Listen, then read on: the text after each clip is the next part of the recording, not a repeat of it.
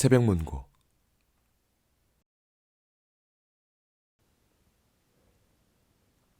안녕하세요. 온새벽입니다. 크리스마스도 지나고 정말 새해를 맞이하는 일만 남은 것 같습니다. 올 한 해 기억에 남는 일, 좋았던 일, 또 슬펐던 일들은 어떤 것들이 있었나요? 일기를 쓰시는 분들이라면 그런 일들이 있었던 날들을 조금 더 또렷하게 기억하고 계시겠죠?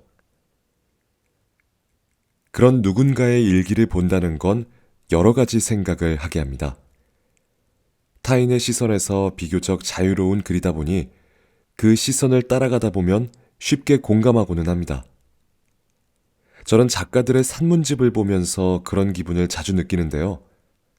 어쩐지 소설가들의 그리고 시인들의 일기를 들여다보는 것 같아서 떨리기도 하고 또 어떤 이야기를 들려줄지 기대가 되기도 하죠. 시집이 사람들에게 큰 인기를 끌었던 적이 언제인지를 기억하기 어려울 즈음 박준 시인이 나타났습니다. 참 반가웠습니다. 시집 당신의 이름을 지어다가 며칠은 먹었다를 통해서 특유의 말랑말랑하고 담담한 표현의 말들을 우리에게 건넸었죠.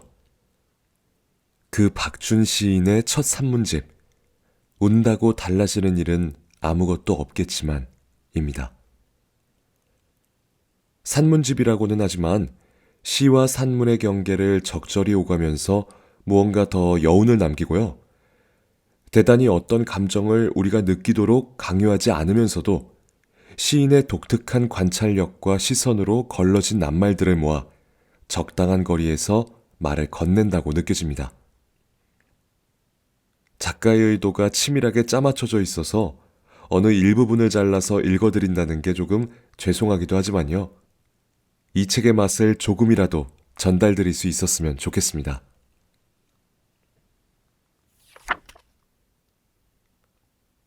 관계. 삶을 살아가면서 우리가 유독 힘들어하는 문제들은 사람과 사람 사이의 관계에서 시작되는 경우가 많다. 가족이나 친구, 직장 생활에서 벌어지는 관계의 문제도 물론이겠지만 애정과 연애 관계에서 문제가 생길 때 우리의 마음은 더욱 아리다. 내가 상대를 애정하는 마음보다 상대가 나를 애정하는 마음이 작을 때 우리는 짝사랑이라는 병에 든다. 이 병은 열병이다. 발병부터 완치까지 나의 의지만으로 시작되고 끝난다. 다만 짝사랑이라는 감정은 우리가 어린 시절부터 숱하게 가져본 것이기 때문에 어느 정도 경험이 쌓이면 이 감정을 조절하는 데 그리 큰 어려움을 겪지 않는다. 짝사랑보다 더 큰 문제는 내가 상대를 애정하는 마음보다 상대가 나를 애정하는 마음이 더 클 때 생긴다. 이럴 때 우리의 눈에 비치는 상대는 더없이 부담스럽기만 하다. 반면 상대와 나의 감정이 비슷하게 차오를 때 우리의 관계는 연애와 사랑의 세계로 전환된다. 연애의 세계에서 그리고 사랑의 세계에서 관계는 더없이 충만하며 인자하고 아름답다. 하지만 불행하게도 감정이라는 불안한 층 위에 겹겹이 쌓아 올려진 이 세계는 그리 안정적이지 않고 결코 영원하지도 않다. 그리고 우리는 곧 관계의 죽음을 맞는다. 나는 헤어진 애인에게 문자 메시지를 보내거나 늦은 밤 전화를 걸어본 적이 있다. 물론 이 반대의 경우도 있었다. 이러한 상황을 소위 말하는 미련이라는 말로 치부하고 싶지만은 않다. 다만 관계가 조금 덜 죽어서 그런 것이라고 이러한 행동 또한 관계를 잘 죽이기 위한 과정이라 생각한다. 눈을 감고 내가 가장 즐거웠던 한 시절을 떠올려 보면 그때 나의 눈앞에는 더없이 아름다웠던 연인이 웃음을 내보이고 있다. 그리고 그 연인의 정한 눈동자에는 나의 모습이 설핏 비쳐 보인다. 어쩌면 내가 가장 그리워하는 것은 과거 사랑했던 상대가 아니라 상대를 온전히 사랑하고 있는 나의 옛 모습일지도 모른다. 답서. 내일 아침빛이 들면 나에게 있어 가장 연한 것들을 당신에게 내어 보일 것입니다. 한참 보고 나서 잘 접어두었다가도 자꾸만 다시 펴보게 되는 마음이 여럿이었으면 합니다. 사랑의 시대. 평야. 정확히 10년 전 겨울 상실의 시대를 읽었다. 나는 그때 넓은 평야를 가진 도시에 머물고 있었다. 책을 읽는 시간보다 걸어 다니던 시간이 길어졌다. 패스트푸드점과 병원이 있는 터미널 근처 8층짜리 건물이 그 도시에서 가장 높은 건물이었다. 그리고 내가 묵고 있던 작은 여관이 바로 옆에 있었다. 도시 어디에서든 그 8층짜리 건물은 훤히 올려다 보였다. 발길 닿는 대로 낯선 걸음을 옮겨도 숙소로 돌아오는 길을 잃을 염려가 없다는 것이 좋았다. 문제는 그 사실을 믿고 너무 멀리까지 걸어가는 탓에 매번 지칠 대로 지쳐 숙소로 돌아와야 했다는 것이다. 걷는 일에 무슨 특별함이 있는 것은 아니지만 평야를 걷는 일은 그렇게 조금 다른 질감으로 다가왔다. 내가 머물고 있던 여관의 입구에는 달빵이라는 팻말이 크게 적혀 있었다. 한 달치 방값을 선불로 내면 원래 금액의 절반도 안 되는 값으로 숙박비를 깎아주는 모양이었다. 나는 알고 있으면서도 달빵이라는 이름이 마음에 들어 그 뜻을 물어보기로 했다. 할 일 없이 TV만 보던 주인 아저씨에게 나는 알부민 양철통을 방에 재떨이로 놓으셨던데 혹시 간이 안 좋으시냐고 건강을 묻는 것으로 운을 뗐다. 곧이어 달빵에 관해 물었다. 대화가 오가던 중에 인상 깊게 남은 한 일화를 들었다. 내가 그 여관에 머물기 얼마 전 작은 소동이 있었다고 했다. 어느 젊은 여자가 글을 쓴다며 달빵을 구해 들어왔다. 젊은 여자 혼자 장기 숙박을 한다는 것이 공연히 마음에 걸렸지만 배달 음식을 시켜 먹고 며칠에 한 번씩은 슈퍼에 오가는 것을 보고 주인 아저씨는 안심을 했다. 그 여자는 한 달을 다 채우지 않고 24일이 되던 날 짐을 챙겨 여관을 나갔다. 그런데 여자는 혼자 나온 것이 아니라고 했다. 인근 부대에서 군 생활을 하던 남자친구와 함께였다. 여자의 남자친구는 외박을 나왔다가 어떤 이유 때문인지 부대로 복귀하지 않고 애인이 얻어놓은 여관방에서 24일을 머무른 것이다. 남자는 곧 헌병대에 자수를 했고 여자는 고향으로 돌아갔다고 했다. 나는 방으로 들어와 그들이 보냈을 수물하고도 나흘의 시간을 생각했다. 3일장을 치르는 요즘 같아서는 사람이 8번 죽을 수도 있는 긴 시간이었다. 그들의 처음 2, 3일을 생각할 때는 불안함이 머물렀다. 이어 4, 5일 정도에는 젊은 연인의 다정한 몸짓을 생각했고 일주일이 넘어서는 곁에 늘 머무는 것들을 대할 때 우리들이 보이는 안일한 태도를 떠올렸다. 숯불에 구운 고기가 먹고 싶었고 흰살 생선을 맑게 끓인 탕도 생각났다. 보름쯤 지났을 때 그들이 머무는 방은 중력이 없는 우주 공간처럼 떠다녔다.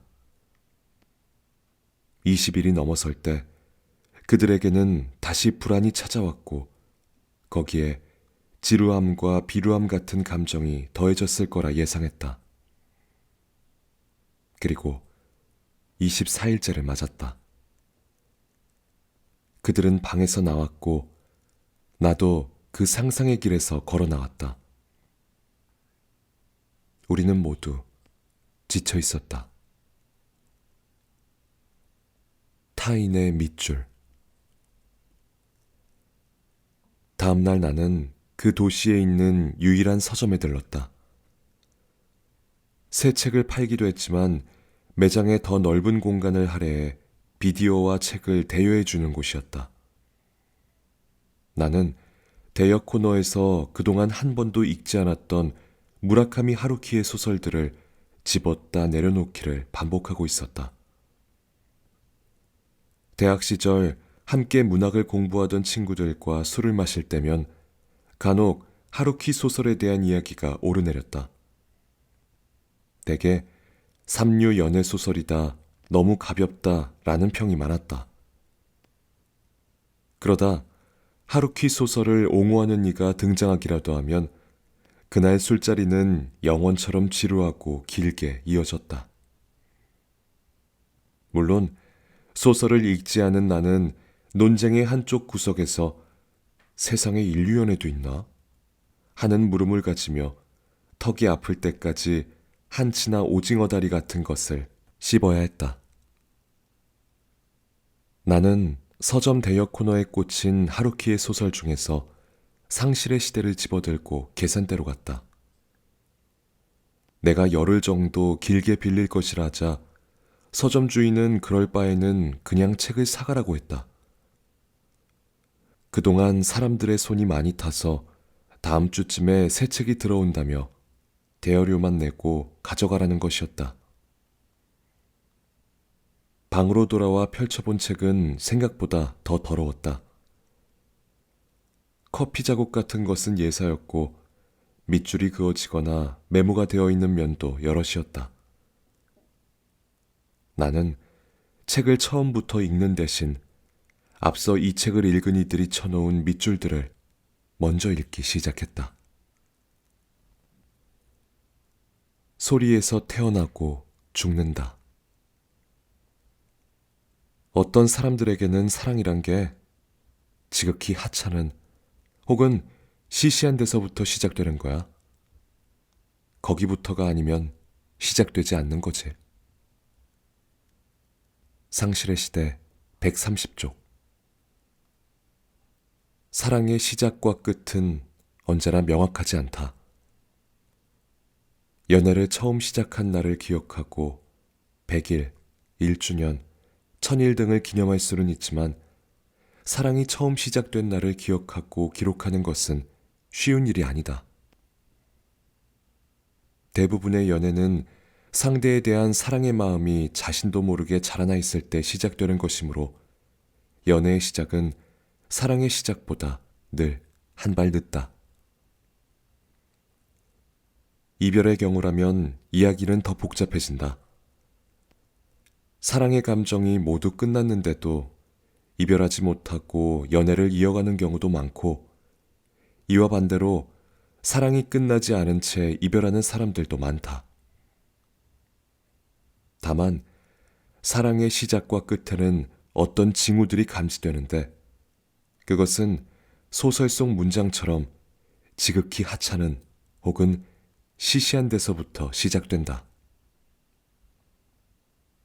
내 경우에는 그것이 소리였다. 터뜨리는 웃음이나 나지막이 흥얼거리는 상대의 콧노래, 심지어는 마른 기침 소리까지도 살갑게 느껴질 때 나는 내가 사랑에 빠졌음을 알아챈다. 반대로 상대가 가진 특유의 말투나 부르는 노래, 음식물을 씹는 소리가 귀에 거슬릴 때 나는 이 사랑이 곧 끝을 맞이할 것이라 직감한다. 변화와 변덕. 사랑의 세계에서는 소리가 들리는 방식이 다르다. 저녁이 가고 어둠이 밀려오는 속도가 다르다. 집으로 돌아오는 밤길이 다르고 새벽 창으로 들어오는 공기의 서늘함이 다르다. 분명 늘 혼자 먹던 음식인데도 다시 그 음식을 혼자 먹어야 할 때 느껴지는 감정이 다르다. 깊은 잠에 빠진 상대를 바라보는 눈동자에 연한 빛이 맴돈다면 잠에서 깬 상대를 바라보는 눈빛에는 어느새 짙음으로 가득하다.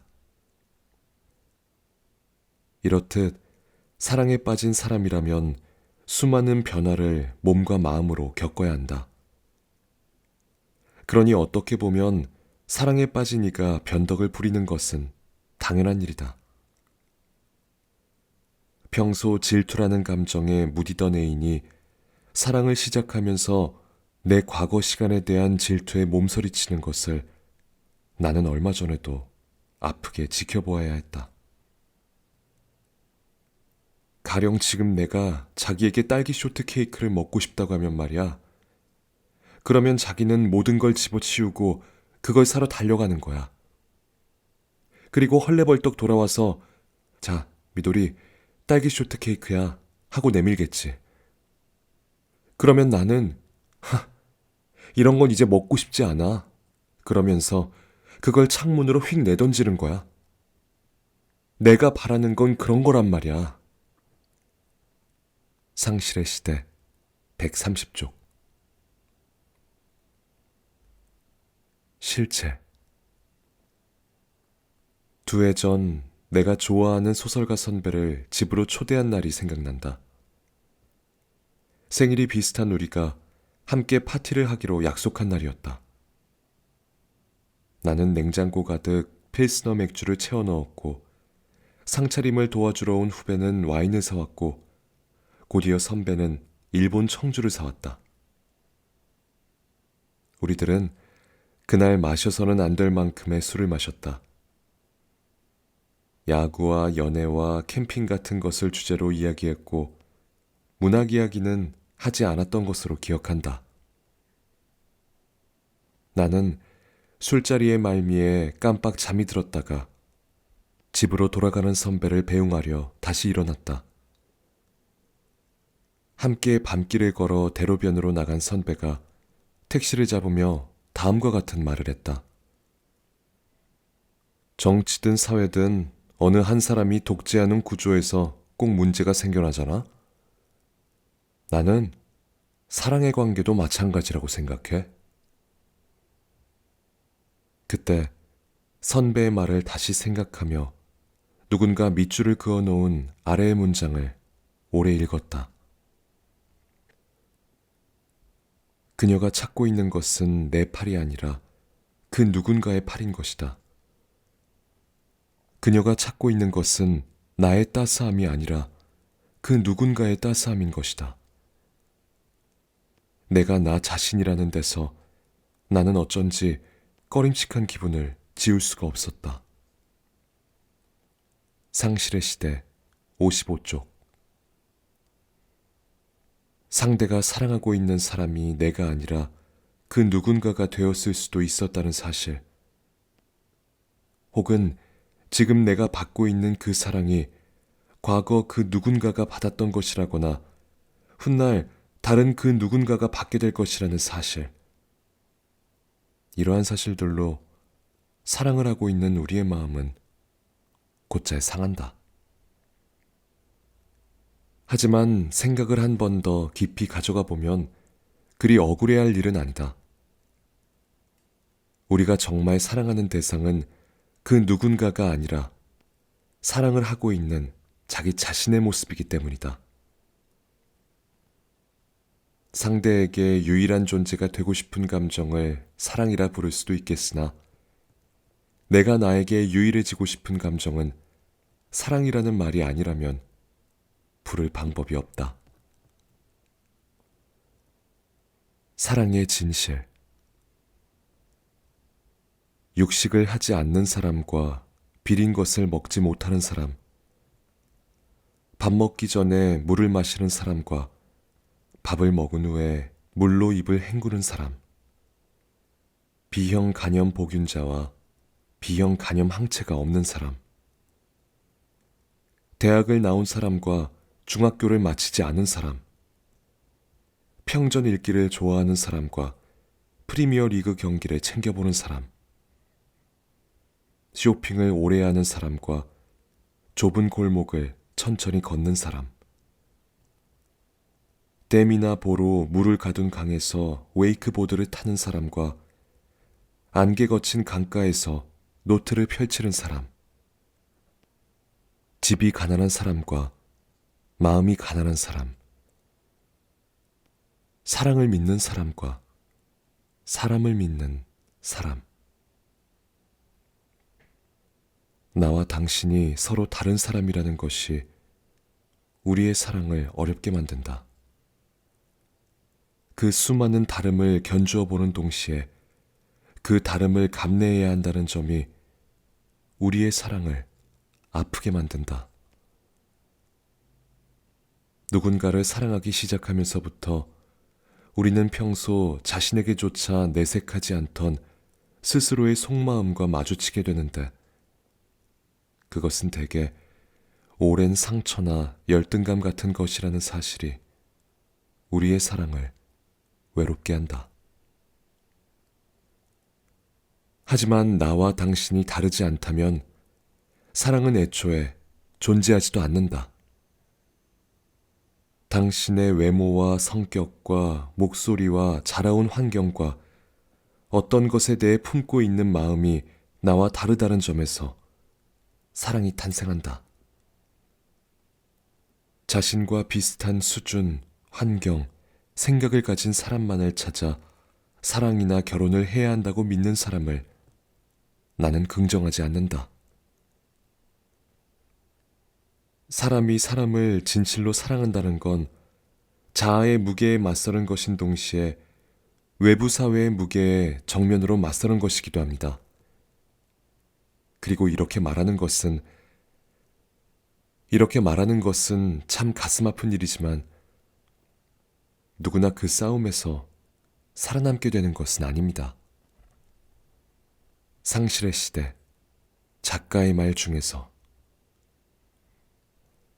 사랑에 대해 내리는 정의들은 너무나 다양하며 그래서 모두 틀리기도 모두 맞기도 하다.